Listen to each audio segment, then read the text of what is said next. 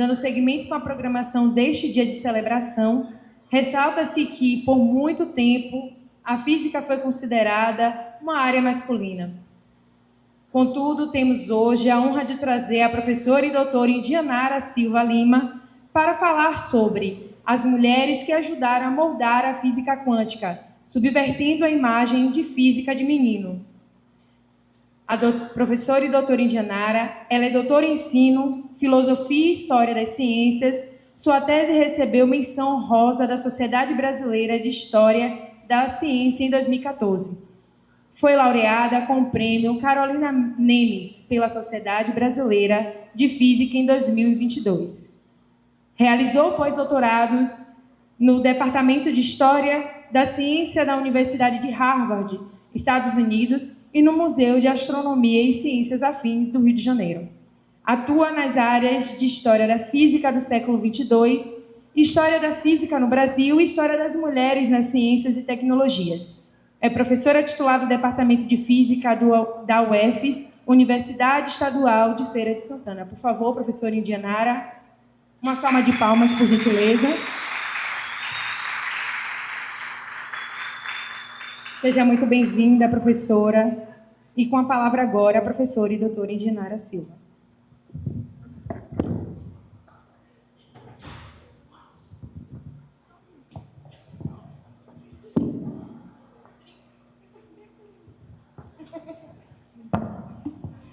Boa noite, gente. Feliz dia nosso de cada dia da física, hein? Somos todos nós, todos, todes e todes. Bom, é uma alegria voltar para cá, estar aqui com vocês hoje no dia tão bonito e importante, não só para a física, mas para a Semana Quântica e para esses jovens, que é o nosso futuro. Palmas para vocês.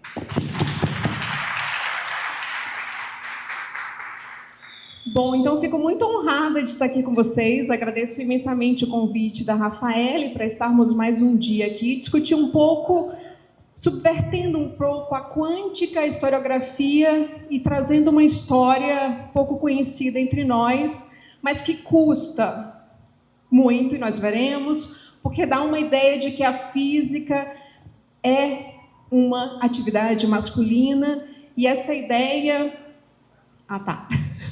E essa ideia de... que chique. Será que eu consigo... Bom, voltamos.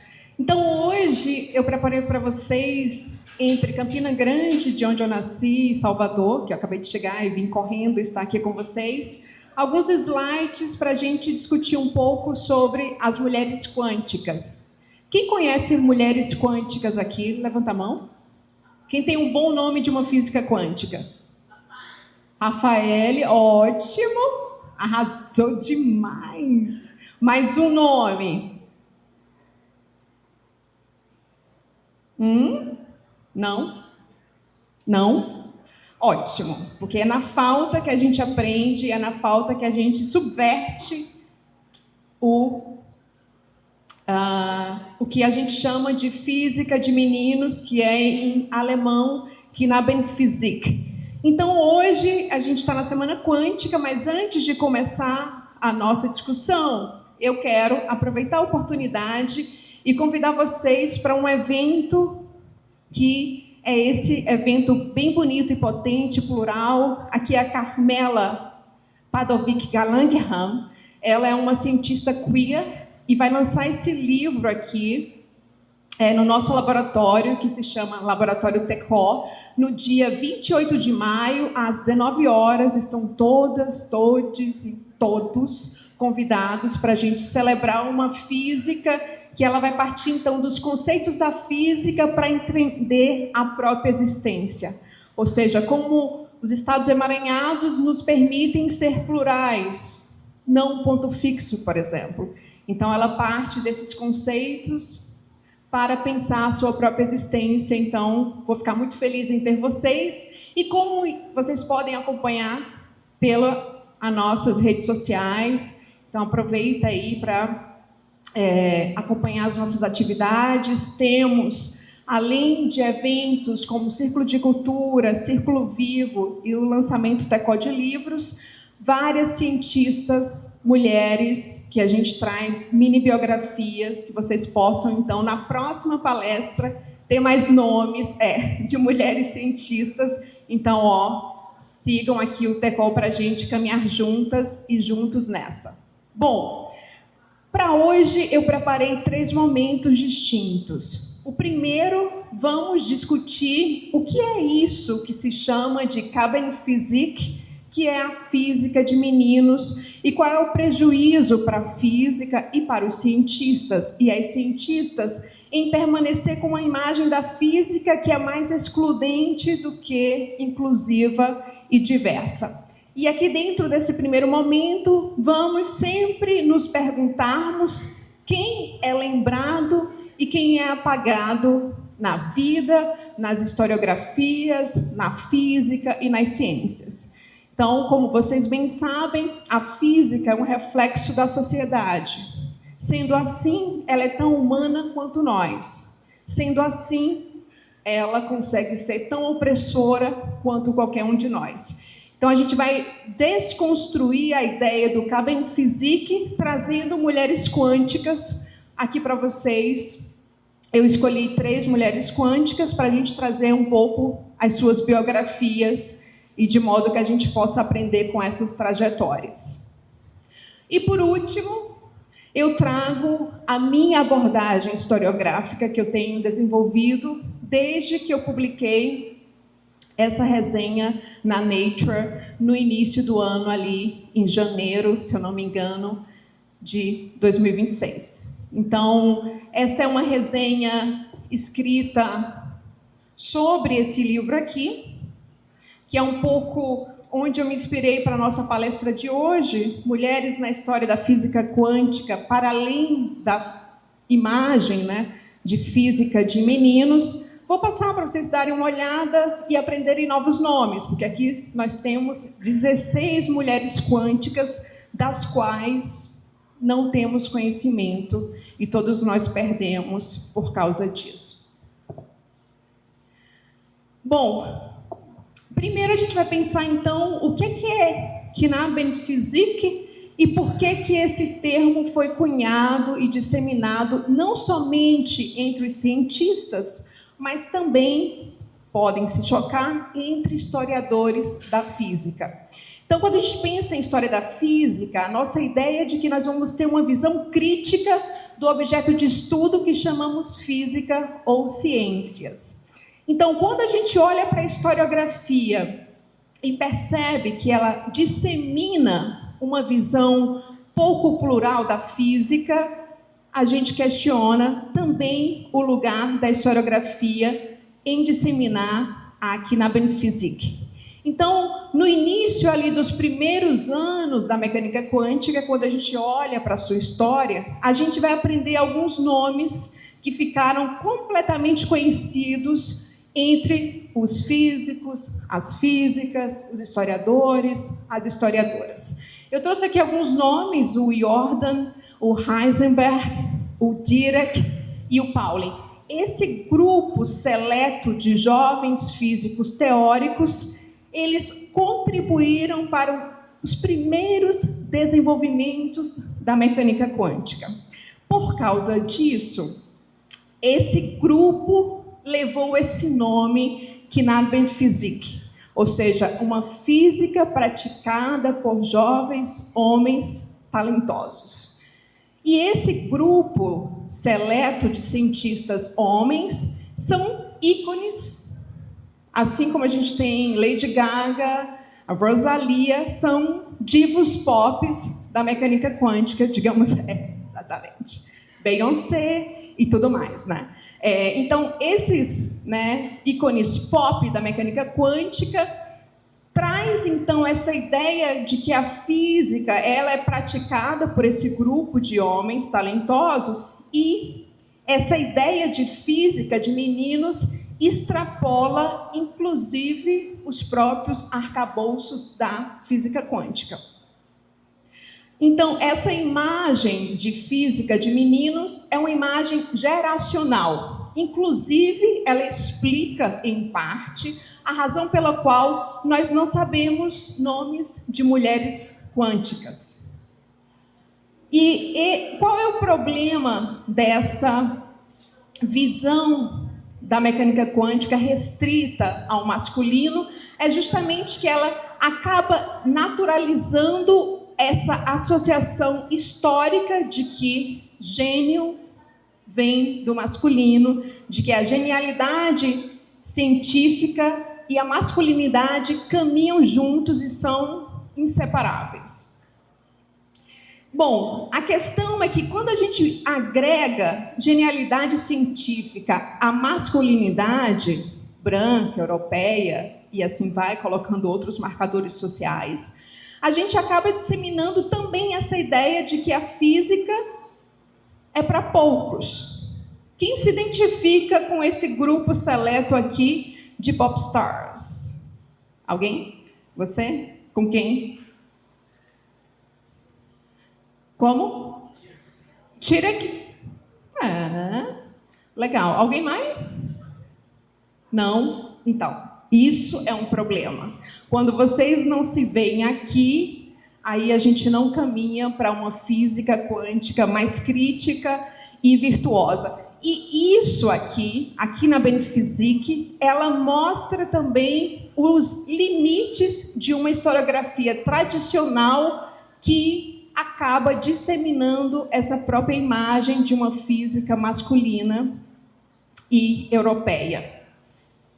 Bom, essa foto aqui é da Conferência de Solvay de 1927, acho que a primeira conferência dedicada à mecânica quântica, tipo vocês aqui hoje, na Semana Quântica. Rafael tem que tirar uma foto de vocês assim, todo mundo junto. Assim não, né? Que vocês são mais interessantes, né? E mais subversivos e subversivas. Então façam umas coisas mais, né, criativas, mas tirem a foto da Semana Quântica de 2026 para lembrar do Congresso de Solvay e mostrar para a história de que evoluímos, porque eu vejo diversidade aqui hoje. Então, essa imagem aqui, eu acredito pouco. Eu acredito mais nessa imagem aqui, né, que eu vejo de vocês. Bom, mas qual é o problema dessa imagem? Vamos, Dirac, diga lá. Não tem mulher. Quem lembra dessa aqui? Marie Curie. Aí tem o Einstein aqui. Então, eu pergunto a vocês, essa conferência de Solvay, ela reflete o que na Benphysique? Sim ou não? A física de meninos? Sim, né? Todo mundo concorda? Ótimo. Bom, em 2022, Solvay, né, a cidade que estava ali, aqui, foi uma cidade histórica, né, que começou a pensar e reunir físicos, resolveu, depois de um tempo, celebrar essa conferência de Solvay. E, então, promover um evento, tal Semana Quântica, e tirar uma foto parecida com essa para celebrar Solvay e os eventos e a mecânica quântica e tudo aquilo que a gente gosta de aprender em sala de aula. Vocês acham que a foto, meu caro, vai estar parecida ou diferente dessa? Parecida? Por quê?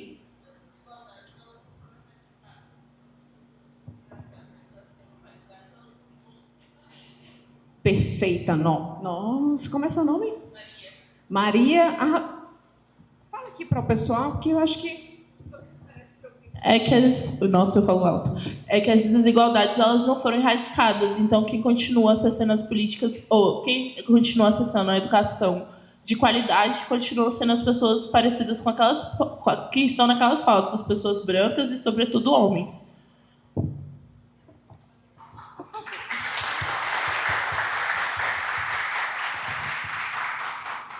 Viram, né? Porque o futuro são vocês. Bom, Maria, olha a foto de 2022.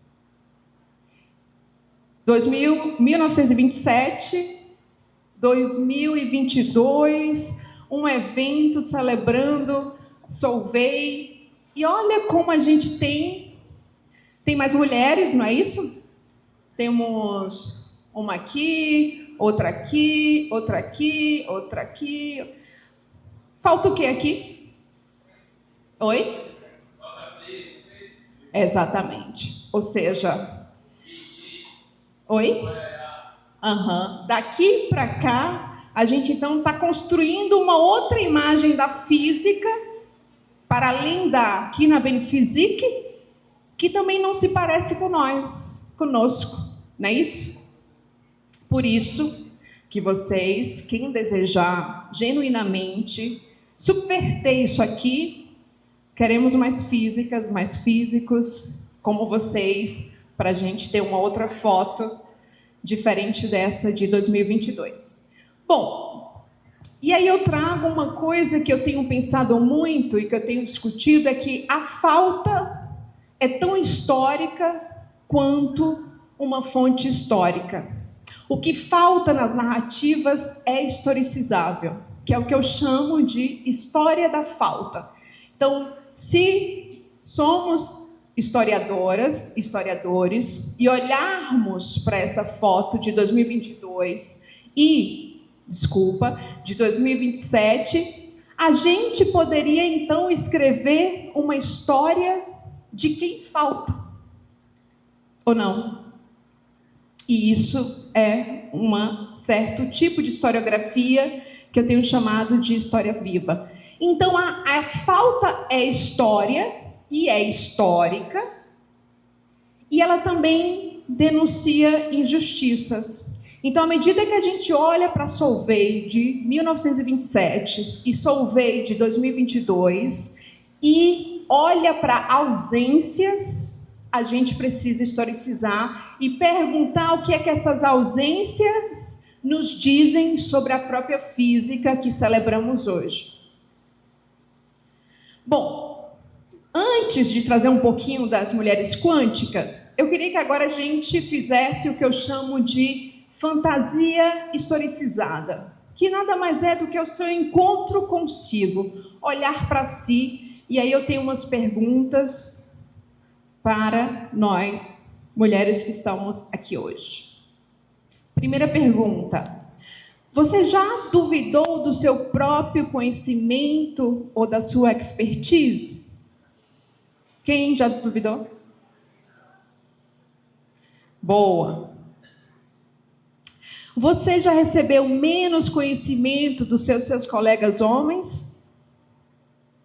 Fazendo, dizendo a mesma coisa? Você já viu suas ideias sendo creditadas ou apropriadas por um homem?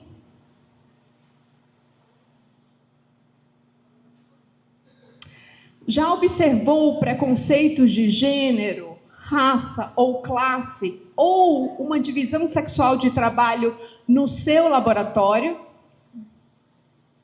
No anterior, né? Sim. Bom, a última. Já sentiu pressão para escolher entre ser esposa, mãe e cientista como coisas que não conseguem coexistir no mesmo ser? Já? Bom, o que eu quero dizer para vocês hoje é de que vocês, mulheres, não estão sozinhas. Praticamente todas as mulheres cientistas já se depararam ou sentiram a mesma coisa que eu trouxe anteriormente, dentro do lugar situado de cada uma, porque cada um vai sentir de um modo distinto a partir dos marcadores sociais que nos cruzam, que nos atravessam. Então, essas mulheres quânticas também diriam sim ou levantariam as mãos para todas aquelas perguntas. E o que é que isso diz sobre a física? O que é que isso diz sobre o nosso trabalho docente, sobre a juventude, sobre o que queremos da física e daqui na Benphysique? Bom, então, vocês estão passando... O livro está passando, né?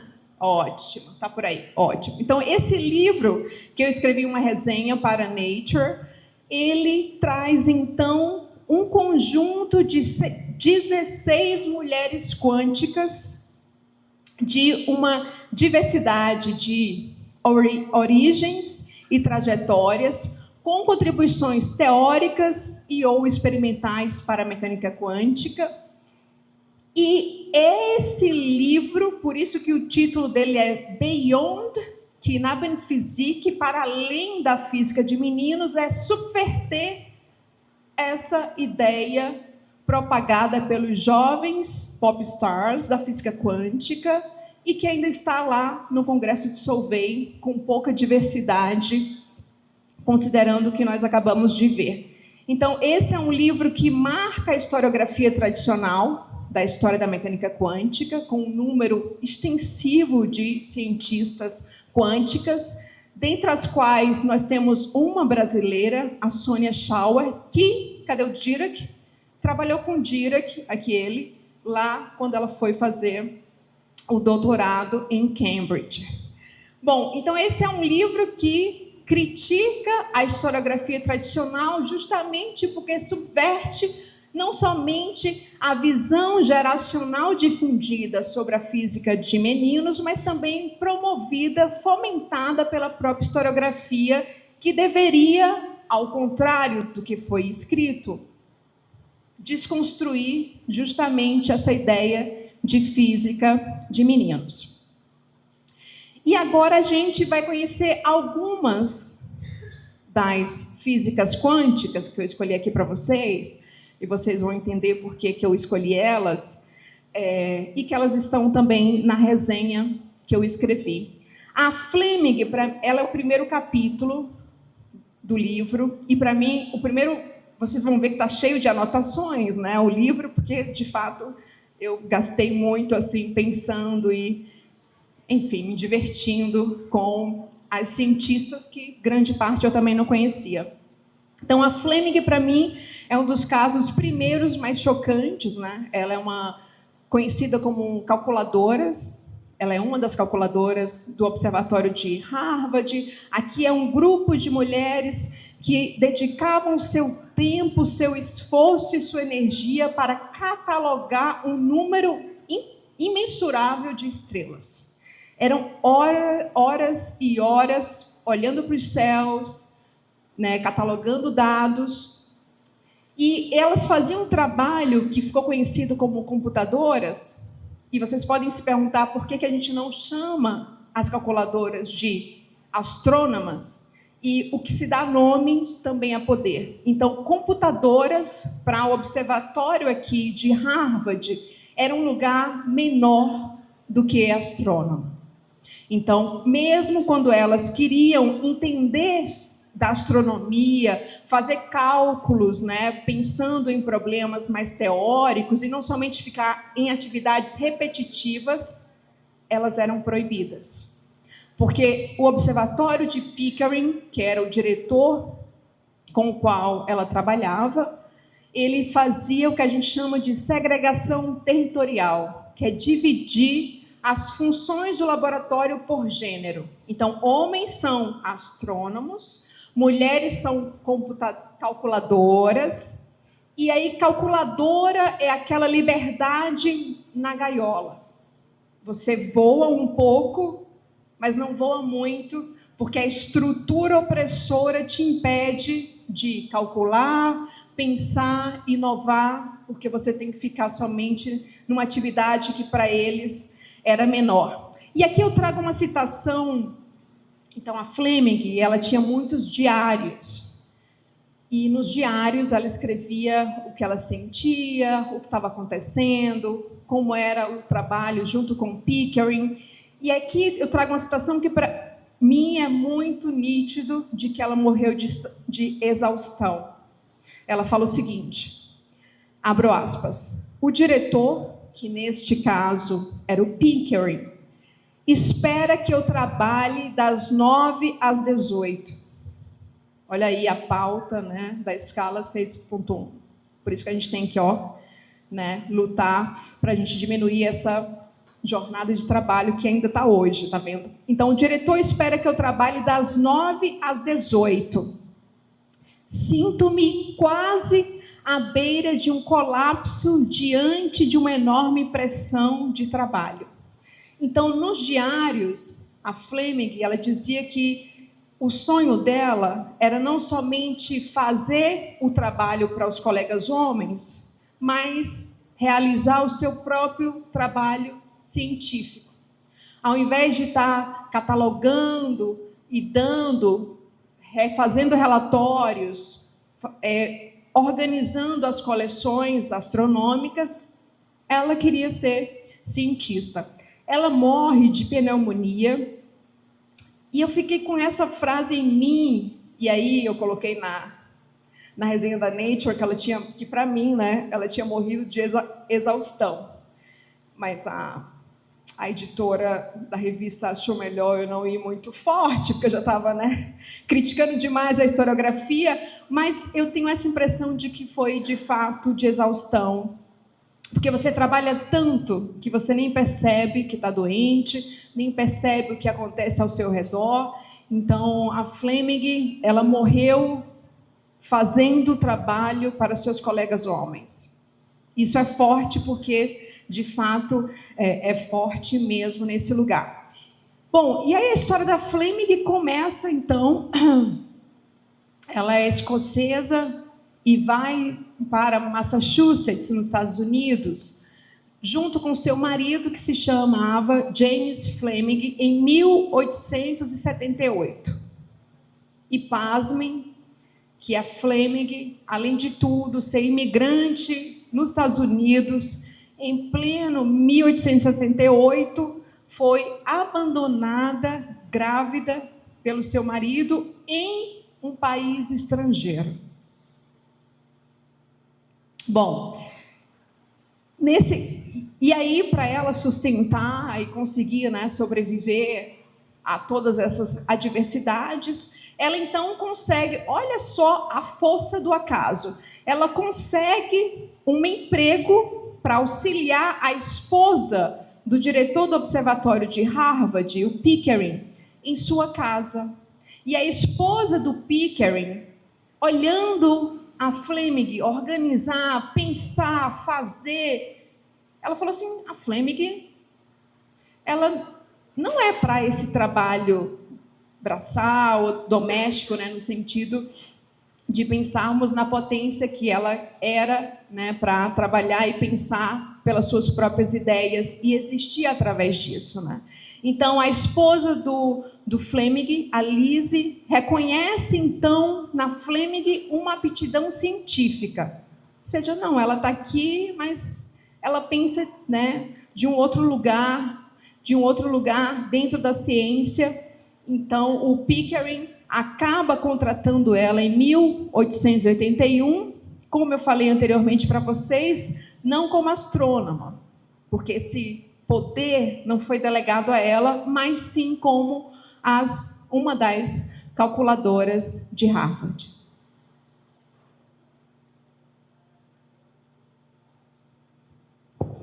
Não, ela não mudou o sobrenome do marido. Não tenho fontes para te falar se ela não quis ou se foi pela questão da época, mas é uma boa pergunta. Não está nem no capítulo. Olha que curiosa, hein? Porque tem uma época que não podia mudar. E certamente acho que nesse período aí, né? 1800. Ah, ótimo. Temos aqui historiadores em formação, hein? E ela manteve, então, o sobrenome Fleming.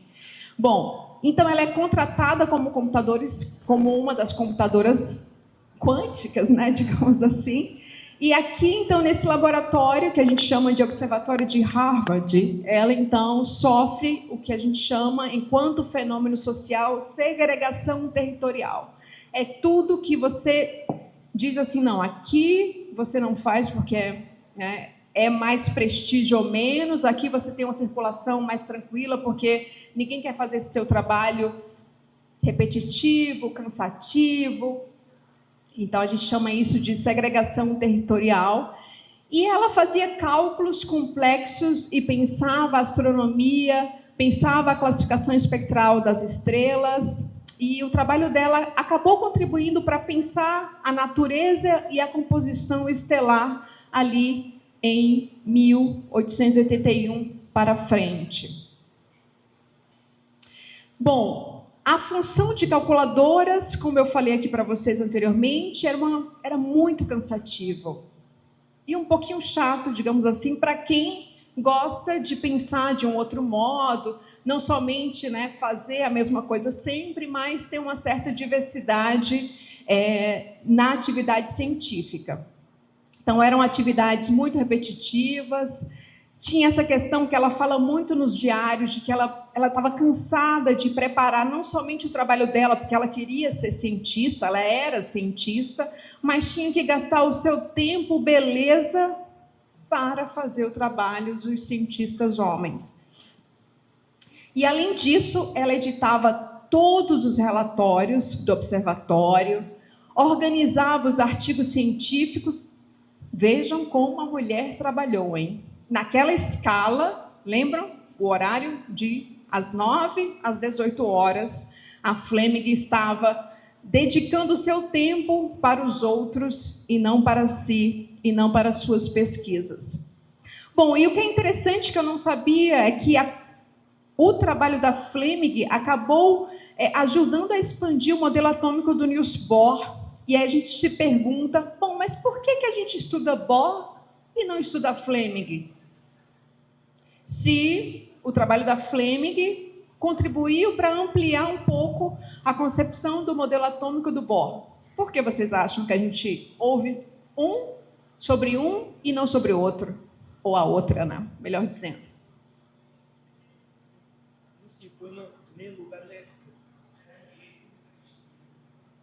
Quem fica no meio? O pior é que aqui nem tem meio. Tem não. Aqui é opressão de um lado. Diga. Claro. Nesse contexto histórico, boa noite, parabéns, tá? Seja bem-vinda. Nesse contexto histórico, eu acredito que seja devido ao patriarcalismo mesmo da época, né? O contexto histórico daquela época era patriarcal, né? Exatamente. Então, há uma razão histórica para a gente saber sobre Bohr e não Fleming. Há uma razão política para a gente aprender sobre Bohr e não sobre Fleming. E aí, meu caro, nesse caso, meio termo não existe. Porque a gente aprende um e dizima o outro. A gente legitima a existência de um e faz o que com o outro? Dissemina, corta as asas, como nesse caso aqui. Bom, e o mais chocante que vocês vão aprender, né, que o que a gente entende de séries de Pickering, que é justamente pensar no modelo atômico e naquelas sériezinhas que vocês vão ver durante o curso de física, acho que ensino médio ainda tem. Quem descobriu não foi o Pickering, foi a própria Fleming. E nós conhecemos com o nome do Pickering. Isso também é um efeito na física e na historiografia, que a gente chama de efeito Matilda. Lembra que uma das perguntas você já sentiu, percebeu, observou que as suas ideias foram apropriadas por um colega homem ou não legitimadas pelos seus colegas e suas colegas durante uma discussão, durante uma atividade de laboratório, durante uma aula? Isso é o que a gente chama de efeito Matilda. Então, quando a Fleming descobre uma descoberta e o nome dessa descoberta é dado ao diretor do laboratório, a gente chama isso de efeito Matilda.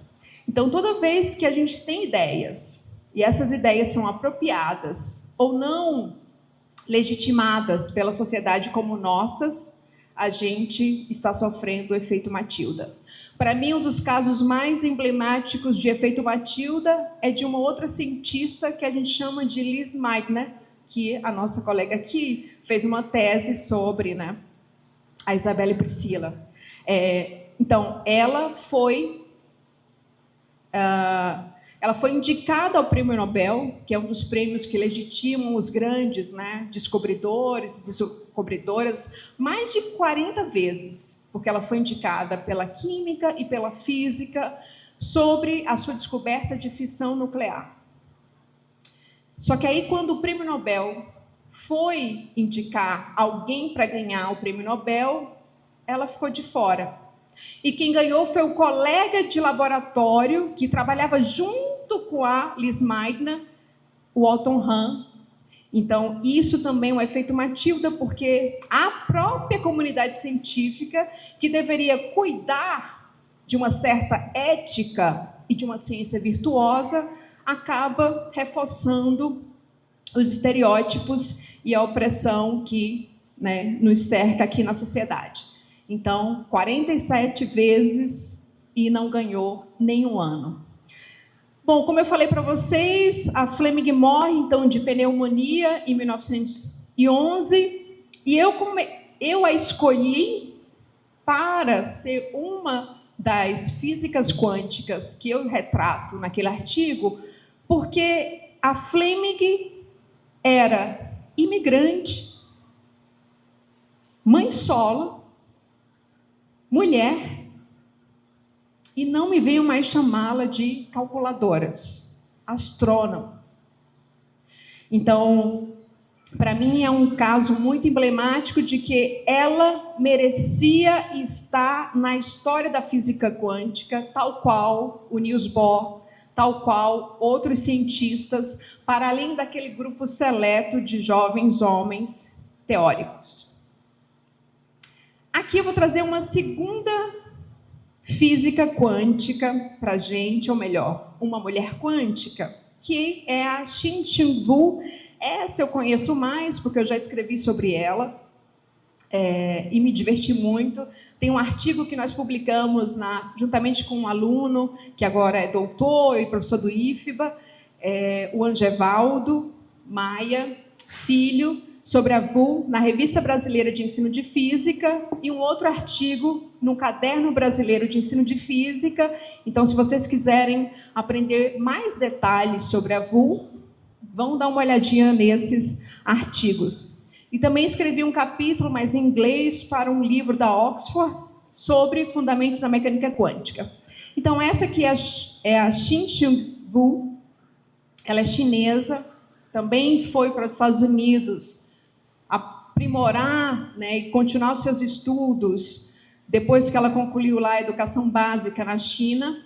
E eu trago uma citação dela aqui que eu gosto muito, porque traz um pouco da humanidade que me encanta na história das ciências. Porque os cientistas são tão humanos quanto nós, e a Wu, ela já era, nesse período que ela fala essa frasezinha aqui, em 1975, uma das grandes físicas experimentais, lá trabalhando nos Estados Unidos, tinha ganhado um prêmio de cientista do ano de uma grande revista, né, estadunidense. Então, ela também já era uma popstar dentro da área de física experimental. E aí ela vai trabalhar com fundamentos da mecânica quântica, que é isso que a Rafaela fica publicando os vídeos e que vocês acompanham, né, na física contextualizada, sobre o que é essa estranheza da quântica e quais são os seus fenômenos principais que caracterizam a quântica pela quântica. Então, a Wu, quando começa a fazer experimentos sobre a quântica, ela se depara com a sua própria falta. E aí isso a gente leva para um outro construto teórico meu que eu chamo de eu faltante. Então, a Wu, por ser uma grande física experimental, faltava a ela os fundamentos da mecânica quântica. E isso é o que torna o trabalho dela ainda mais bonito, porque ela escreve para um físico teórico, não sei se é teórico, hein? É o Otto Fritsch. Ela escreve para ele o seguinte, abro aspas, ela está falando sobre o artigo que ela está escrevendo, né, sobre mecânica quântica, e ela fala o seguinte: bom, eu fiz o experimento, sou boa nisso, massa, se tivesse um stories, ela teria feito assim, o experimento está pronto. Só que aí chega a segunda parte, né? Que não é tão instagramável, que é cada um escrever suas ideias em um formato de artigo. E aí ela fala o seguinte, olha, deu tudo certo com os experimentos, foi lindo, maravilhoso, os resultados são belíssimos, e ela escreve bem isso, assim, os resultados são tão bonitos. Só que lá, um pouco depois, ela fala o seguinte, mas quando se tratou de escrever o artigo, foi uma grande dificuldade. Então, nós temos uma grande física experimental chinesa, muito proeminente, fez um experimento super difícil sobre a paridade, que tinha que ter... Até o próprio Oppenheimer, lembram do filme? Todo mundo assistiu? Então, o Oppenheimer apostava de que ela não ia conseguir fazer esse experimento de tão difícil. Não esse, um outro anterior. Então, assim, ela gostava de um bom desafio e era muito boa naquilo que ela tinha escolhido para si, que era a física experimental. Mas faltavam os fundamentos da mecânica quântica. Então, aqui é um pouco da gente entender de que nós não sabemos tudo, e ainda bem. Quem sabe tudo, não aprende mais. Então, ser eu faltante, é o que nos permite ter respeito epistêmico para com o outro, porque o outro, então, tem um conhecimento situado diferente do meu, e eu tenho um conhecimento situado também diferente do outro. E isso agrega a cada um de vocês uma certa singularidade de serem cientistas. Então, cada um de vocês que pensar em reproduzir ou escrever uma teoria científica vai pensar em métodos, modos e teorias diferentes, porque só existe um dele, que é ele mesmo, só existe uma indianara, que sou eu mesma. Isso nos torna únicos e em falta. Bom, e quem foi a Wu, né? A Wu, então, ela, lá na década de 1950, ela faz um experimento com o seu aluno, lá na Columbia University. Era um experimento que ela tinha planejado para tentar testar uma hipótese do Wheeler. Era um experimento de coincidências. Você tem uma fonte de luz, um espelho semitransparente, aqui um detector, aqui um outro detector. Um detector é variável, no plano de espalhamento, porque ela queria saber se os fótons eram detectados simultaneamente. O que é que isso quer dizer? Que os detectores dão um clique ao mesmo tempo. Então, chegou fótons, fótons, fótons, ou chegou um aqui, chegou outro aqui, outro aqui, outro aqui. Então, quando há, né, um fóton aqui, um fóton aqui, um fóton aqui, um aqui, outro aqui, é o que a gente chama de experimentos de anticoincidência. Quando chega ao mesmo tempo, é o que a gente chama de experimentos de coincidência. Então, para testar essa hipótese do Wheeler de que os fótons espalhados nesse processo de aniquilação de positrônio, o que é isso? É a gente colocar o elétron com o positron, que é a carga positiva, o elétron tem a carga negativa, e quando eles colidem, o que acontece? E surge o quê? Alguma coisa surge, senão... Oi? Explosão? Talvez, mas o resultado da explosão seria o quê? Oi? Energia ou... Quer dizer, no caso, 2 fótons. Então, sempre que a gente pensa em colidir, no caso, o elétron com o positron, faz com que eles se choquem, eles vão se aniquilar. Não, eles se aniquilam, é simples. Eles se aniquilam e dá origem a quê? A 2 fótons. É isso. Aniquilação de positrônio nada mais é do que chocar um elétron com a sua antipartícula e estudar quais são as propriedades e características desses 2 fótons que estão saindo ali. E aí o Wheeler, ele sonhava em construir um mundo de elétrons. Ele estudou essas propriedades e chegou na seguinte hipótese teórica. Esses fótons espalhados que nascem de um processo de aniquilação entre o positron e o elétron, eles apresentariam, né, que era uma hipótese, mais coincidências, ou seja, fótons chegando simultaneamente nos dois detectores. Você tem um aqui, outro aqui, coincidência. Ou seja, você vai ter esse tipo de detecção simultânea. Em planos perpendiculares do que em planos paralelos. Esse perpendicular é o plano de espalhamento. Então, você vai ter aqui um detector fixo, o outro vai variar com ângulos de 90 graus, 180 graus e assim vai. E aí você vai calcular quantos fótons chegam ao mesmo tempo nos detectores. Só isso. Bom, então ela realiza esse experimento na década de 50. E o que é mais curioso é que nesse período ela não se deu conta, porque ela não tinha isso como pergunta de pesquisa, de que esse experimento tinha trazido à tona a primeira evidência experimental documentada, vai que lá na China, né, ou na Índia já tinha feito isso antes, de fótons emaranhados, uma característica crucial da física para computadores quânticos, informação quântica, como vocês aprendem lá na física contextualizada. Bom, então ela faz esse experimento, mas não consegue perceber de que ela estava lidando com um fenômeno muito caro à física quântica, que abriria as portas, inclusive para o Prêmio Nobel de 2022. Veremos isso rapidinho. Bom, então ela não tinha conhecimento de que ela estava lidando com fótons, não com fótons emaranhados, mas com emaranhamento quântico, que ela estava trazendo isso à tona em termos experimentais, porque quem sabe da história vai perceber que a ideia que a discussão entre o Einstein e o Bohr sobre emaranhamento eram discussões com experimentos de pensamento. Então, o Einstein, para mim, é uma das mentes assim, muito criativas, porque ele partia de hipóteses ou de criações e a física surgia lindamente. A relatividade é um bom exemplo disso. Ele parte de dois postulados e chega na contração do espaço e dilatação do tempo somente com experimentos de pensamento. Olha que bonito, né?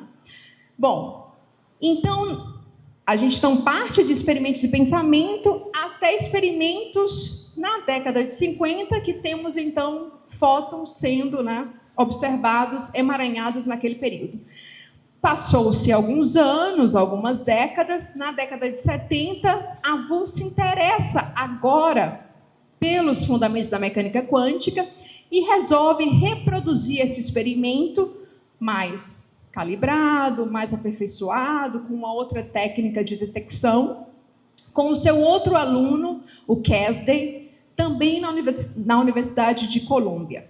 Bom, qual é o fato interessante da história da WU nesse período? Bom, é que o Prêmio Nobel de 2022, não sei se vocês lembram, mas foram 3 físicos laureados: John Clauser, Zeilinger e Alan Aspect.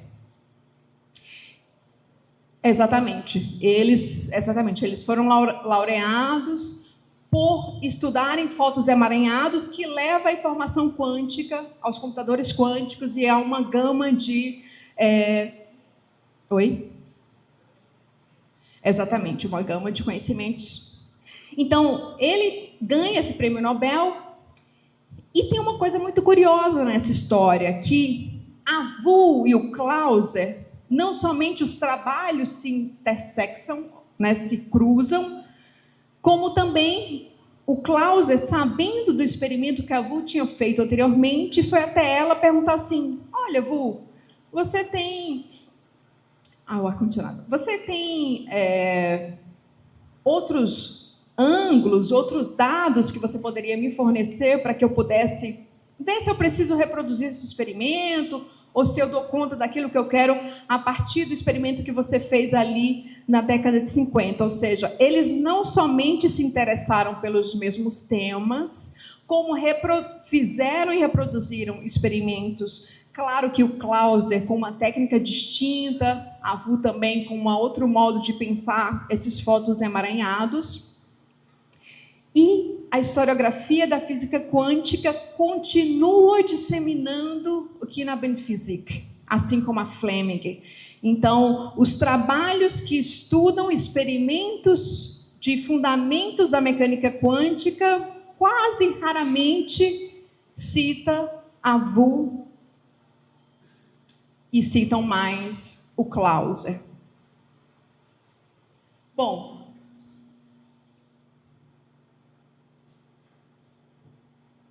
o que me chamou mais atenção nesse livro que vocês estão vendo circular por aí era uma coisa que para mim era muito curiosa, porque para cada homem quântico tinha uma mulher quântica. O Bohr, a Fleming, o Clauser, a Wu, e todas aí, se vocês, a Wei com o Wheeler, se vocês abrirem aí qualquer página, vai ter um homem quântico e uma mulher quântica, sempre trabalhando juntos ou pensando e dialogando sobre temas iguais ou parecidos ou circunscritos, e que a historiografia ainda custa em incorporá-las na história da mecânica quântica. A historiografia continua disseminando aqui na Benphysique. Então, para mim era assim, bom, se para cada homem quântico tem uma mulher quântica, por que os historiadores simplesmente não viram eles interagindo, ou se relacionando, ou dialogando, ou pessoalmente, ou através dos artigos, ou através dos seus experimentos no laboratório? O que é isso que a gente enxerga um grupo e não enxerga outro? O que isso diz sobre mim, sobre a minha historiografia, sobre aquilo que eu acredito em termos de física? E aí, pensando nessas mulheres quânticas e nesses homens quânticos que estavam sempre trabalhando juntos, eu estou teorizando uma historiografia que eu chamo de história viva, que é uma história situada relacional da física, porque ela é situada porque os cientistas produzem conhecimento, suas descobertas, a partir de suas experiências, subjetividades e posições sociais. Por isso que cada um de nós é, dentro dessa estrutura teórica que eu estou criando, um eu faltante. Porque a nossa visão sempre vai ser parcial. Sempre. E por ser parcial, e nos vendo, cada um de nós e cada uma de nós, como eu faltantes, a gente respeita o outro. Porque o respeito epistêmico, para esse meu argumento aqui, ele vai partir da falta. O que me falta, minha colega vai ter, em termos de visão e perspectiva. O que falta a ela, eu vou ter. E a gente aprende juntos. Então, são duas faltas diminuindo uma grande falta.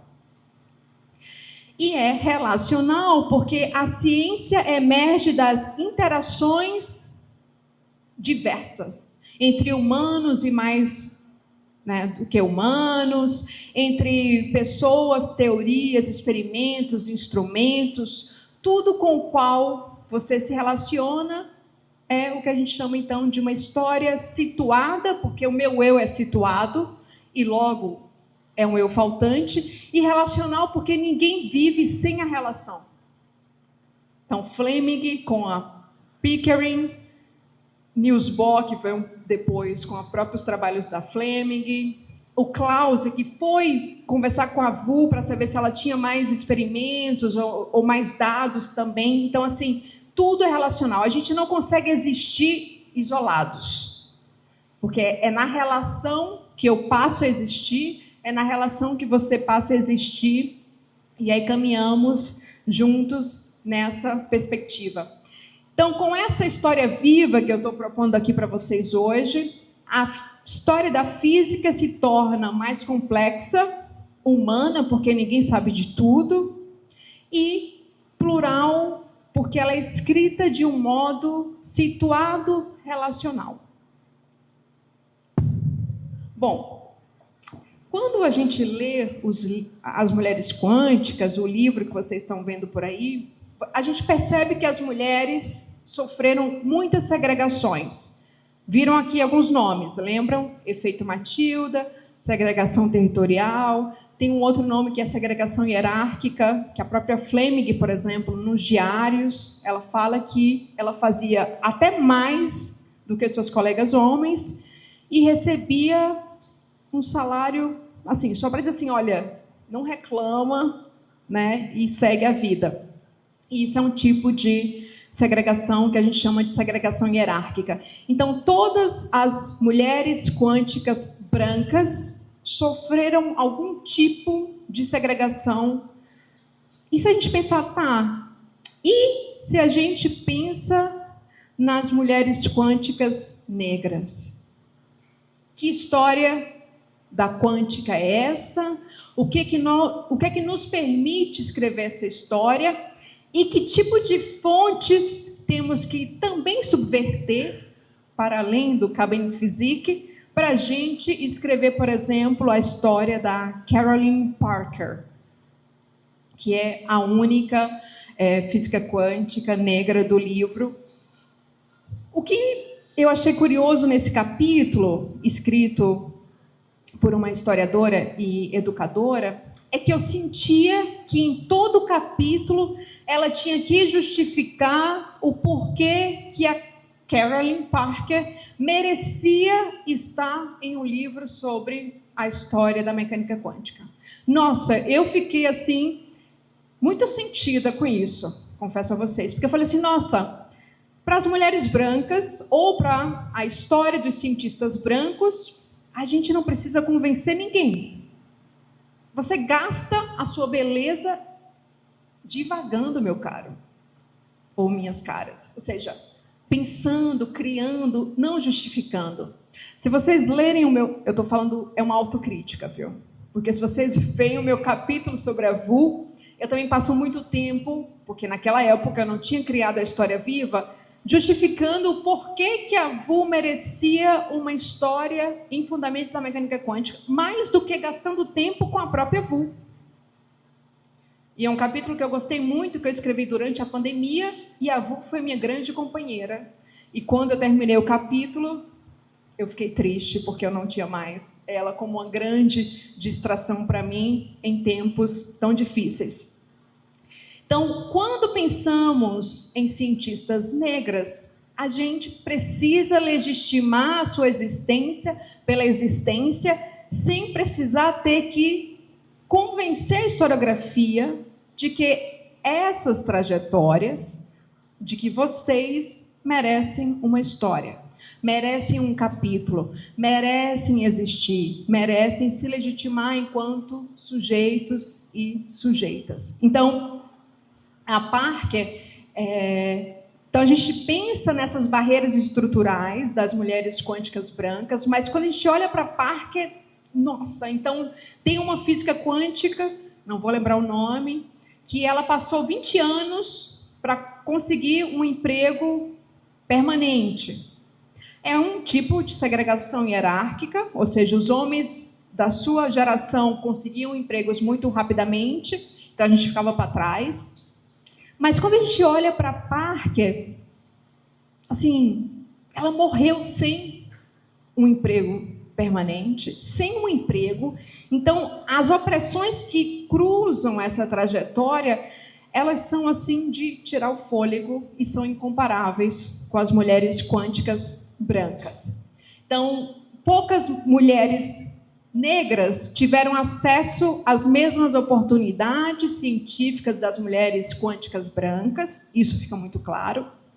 E a trajetória da Parker evidencia, então, como esses marcadores sociais, raça e gênero, modam as trajetórias científicas, disseminam, né, as trajetórias científicas ou anulam certas trajetórias científicas. Então, subverter a física é cada um existir dentro do seu eu situado e faltante. E nesse caso aqui, né, da Parker, ela foi então a primeira mulher afro-americana a obter uma pós-graduação em física nos Estados Unidos em 1941. Lembram da Fleming? 1881, né, mais ou menos. Então, 1941. A primeira mulher afro-americana a obter uma pós-graduação em física nos Estados Unidos. Então, 1941 não somente justifica Solvay, de 1927, como também 2022. Porque trajetórias como a Parker, elas são barradas antes mesmo de existir, antes mesmo de conseguir uma certa estabilidade científica e profissional. Então, a trajetória dela, a sua história, ela também mostra uma coisa muito interessante para quem for trabalhar com a história da física, com a historiografia. As mesmas fontes que nós usamos para cientistas brancas não devem e não podem ser as mesmas das mulheres negras. Porque o sistema é outro e porque, nesse caso, se a gente considera somente os mesmos tipos de fontes, nós não vamos ter mulheres como a Parker, ou como eu, ou como vocês, dentro da historiografia. Então, esse capítulo, ele revela também, né, os limites dos arquivos tradicionais da própria historiografia. Então, na historiografia tradicional, a gente usa artigos publicados, cadernos de notas, diários, instrumentos, e vai meio que pensando de modo crítico e analítico como os cientistas e as cientistas fizeram o que eles fizeram dentro das contingências do que era possível.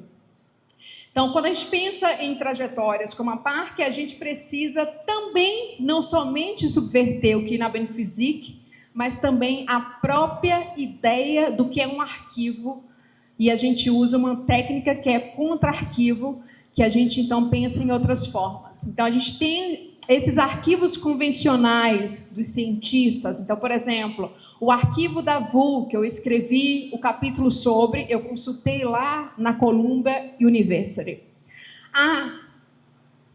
A escritora, educadora, que escreve, a Long, aqui, que escreve sobre a Parker, ela teve que fazer um trabalho ainda muito mais difícil em termos de arquivo do que os arquivos mais tradicionais que privilegiam, temos que ressaltar isso, cientistas brancos institucionalizados. Então, ninguém vai ter dúvida de que o arquivo do Bohm está lá, o do Dirac também, o do Oppenheim, o de Schreinigan, está tudo bonitinho nos seus institutos e nas suas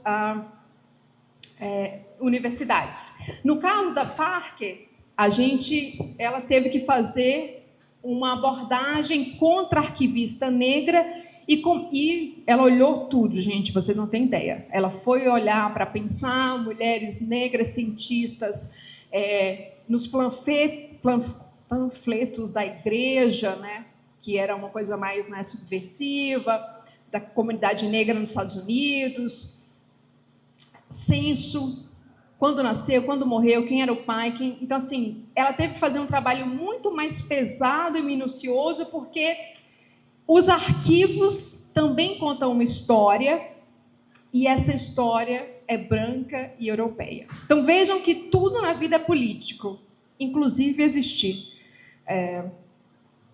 Bom, então, essa pesquisa, ela mobilizou censos, anuários, jornais da comunidade negra, história oral, porque a gente tem uma tradição, né, de história oral, como é que as pessoas são entrevistadas, o que é que elas contam daquele período, e arquivos comunitários. Então, esse capítulo, eu não tenho dúvida de que deu muito mais trabalho do que o próprio capítulo sobre a Fleming, porque a Fleming estava no Observatório de Harvard, que até hoje tem um arquivo bonitinho e organizado. Bom, e aí a gente percebe que quando a gente mantém o status quo de somente olhar para um tipo de arquivo para contar certas histórias, a gente acaba trazendo à tona uma historiografia da ciência que também é atravessada por relações de poder, raça e exclusão. Então, isso não é somente que acontece entre os cientistas, na comunidade cientista. O que é mais chocante é que cientistas sociais que deveriam ser mais críticos com o objeto de estudo, que é a nossa física, mantém não somente o Knaben Physik, mas também uma única visão do que é arquivo e do que são fontes, e isso acaba, então, dando narrativas a certas trajetórias e outras não. Bom, a Parker, então, ela sofre segregação racial, de classe, de gênero na ciência. Ela ingressa na pós-graduação lá no MIT, em 51. Ela estava pesquisando essas interações entre partículas subatômicas e os seus núcleos. E ela também trabalhou aqui no Ministério da Defesa, nos Estados Unidos.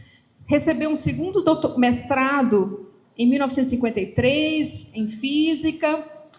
E a história é muito triste porque ela tenta o doutorado várias vezes. Ela se matricula, cursa uma disciplina, cursa outra, tranca.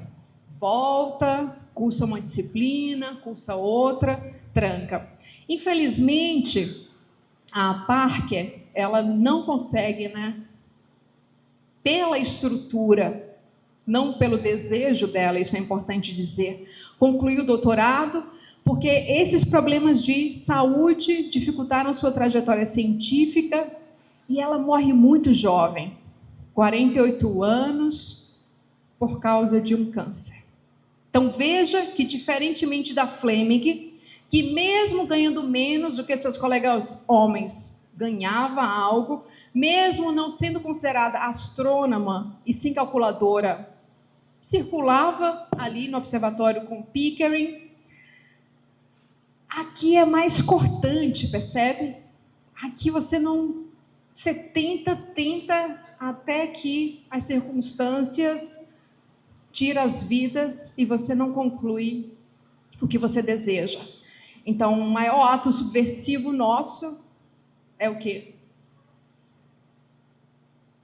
Existir, né, gente? Existir contra tudo e todos e o próprio sistema e fazer aquilo que a gente gosta muito. Então, a Parker, a sua estrutura revela os efeitos da opressão estrutural da ciência. Ela foi uma cientista, pensadora e o que eu chamei na resenha de uma subversiva quântica. Ou seja, a Long, que é a escritora que escreve sobre a Parker, ela não precisava passar tanto tempo justificando o porquê que a Parker merecia uma narrativa, uma história. Porque a Parker e essa trajetória tão peculiar que nos ajuda a compreender até onde a física permite pessoas negras ou mulheres negras voar e fazer suas pesquisas, já garante a ela um lugar singular e merecedor. Porque nessa história viva, tudo é historicizável e todo mundo contribui dentro daquilo que se é para a ciência e para a física. Bom, então eu estou concluindo agora, por isso que está entre aspas, com as minhas palavras lá na resenha, que eu falo o seguinte, abro aspas. Essas 16 mulheres quânticas subverteram não apenas a própria Knaben Physik, a física de meninos, mas também os historiadores tradicionais da física quântica que, por diversas razões, não conseguiram enxergá-las. Eles perderam muito, assim como a história da física quântica. Bom, antes de finalizar, de fato, eu queria perguntar para vocês o que é que cada um e cada uma tem feito para não disseminar a Knaben Physik. Obrigada.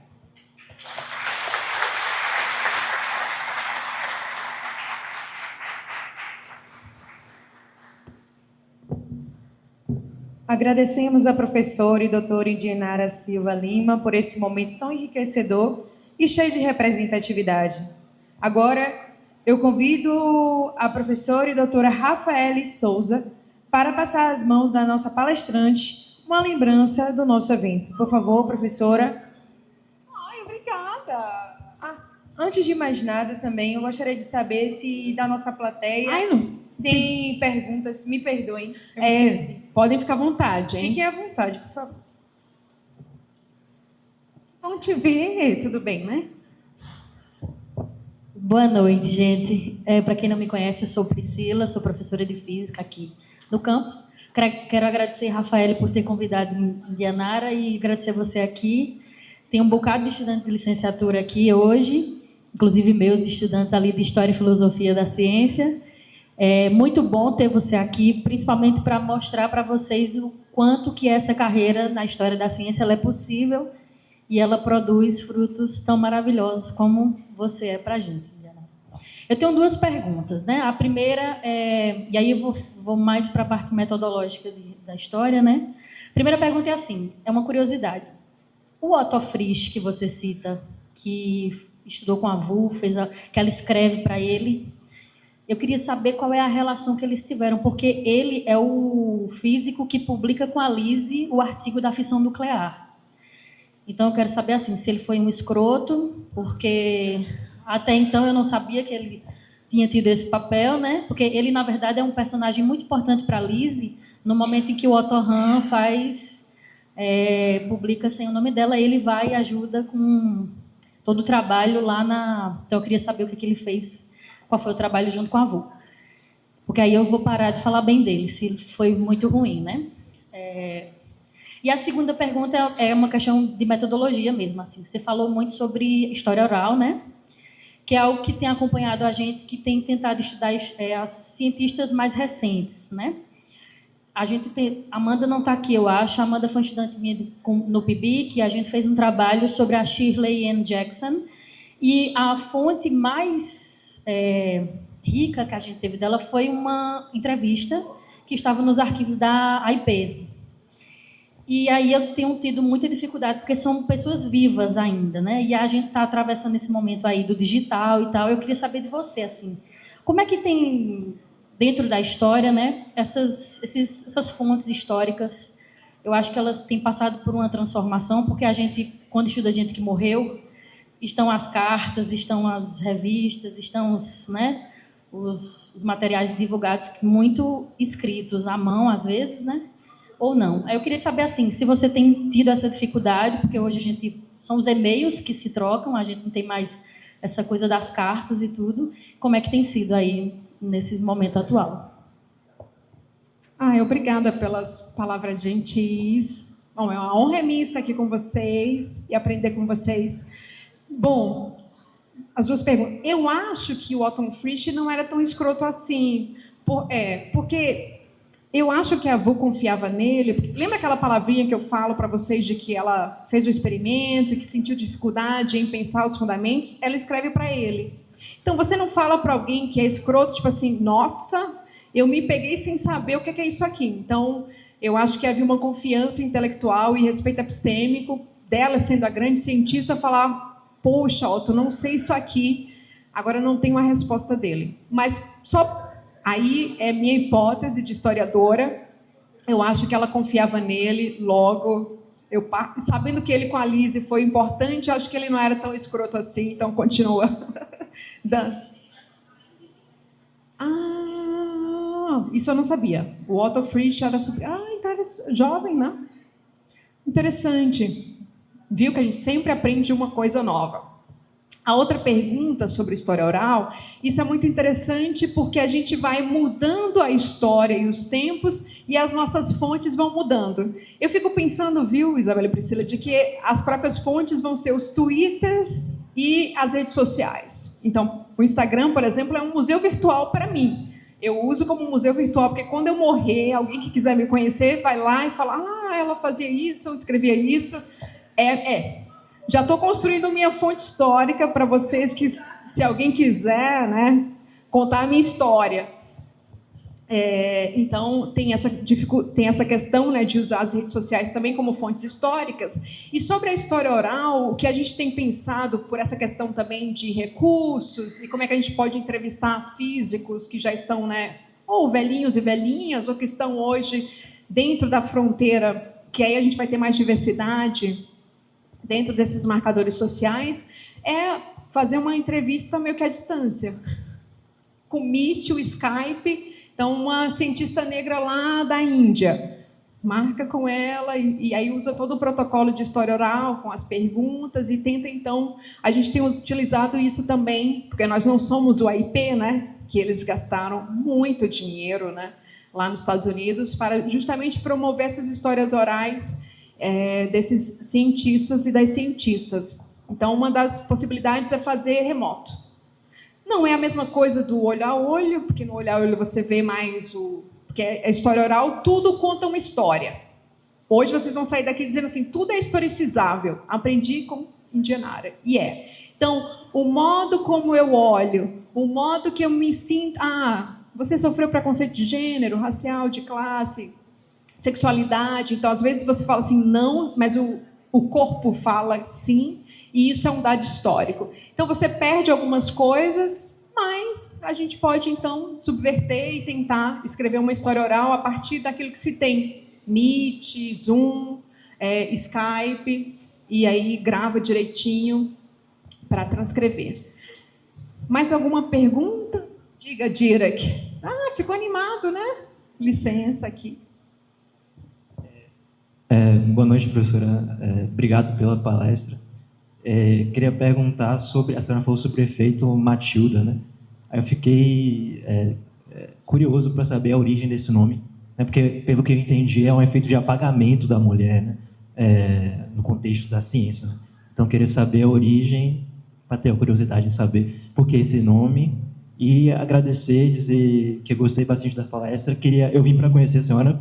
Eu fui aluno do professor Angevaldo Maia, foi aqui, ele ensinou, ele também, meu colega, a gente foi aluno aqui do ensino médio do IFBA, a gente teve aula com o professor Angevaldo, aí mais tarde eu fiz a licenciatura aqui, os professores aqui fiz a licenciatura, e aí tive aula com ele de novo, com o professor Angevaldo, estágio, assim, um excelente professor, uma didática leve, assim, a aula fluía bem de forma leve, eu queria conhecer a professora desse professor, né? Então, obrigado pela palestra e boa noite.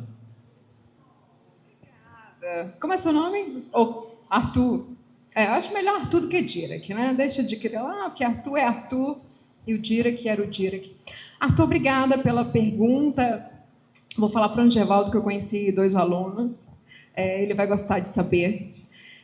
O efeito Matilda é teorizado por uma socióloga que se chama Margaret Rossiter, também estadunidense. Ela escreveu 3 coletâneas longas sobre trajetórias de mulheres cientistas lá nos Estados Unidos.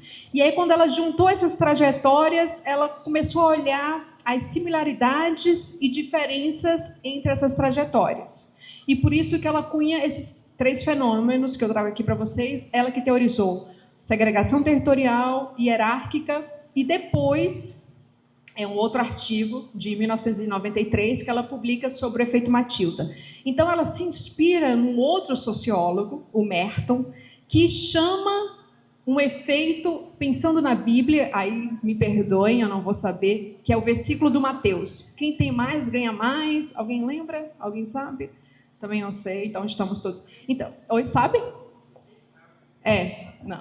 Bom, eu não vou lembrar, mas é uma coisa desse tipo. Quem tem mais, ganha mais. É tipo o Pickering, ali, né? Ou seja, ele no laboratório de Harvard, o diretor sempre, mesmo que o estudante publique e faça o experimento de verdade, às vezes quem ganha o prêmio Nobel é o diretor ou o coordenador do laboratório e não quem fez. Isso é o efeito Mateus.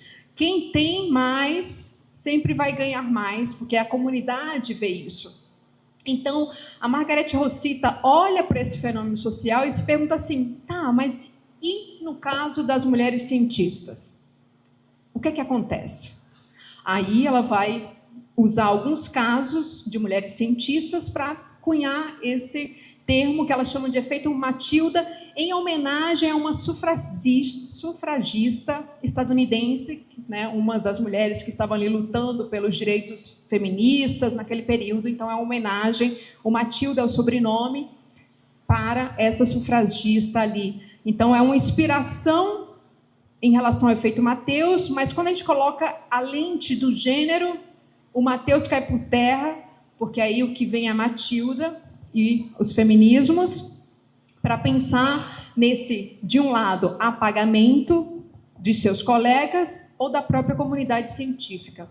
Mas excelente pergunta, obrigada. Mais uma e fechamos? Temos duas. Tá. Boa noite a todas e a todos. Eu fico muito contente de estar aqui nessa data, porque eu trabalhei com o Indianara há um tempo na UFES, hoje sou da UNEB,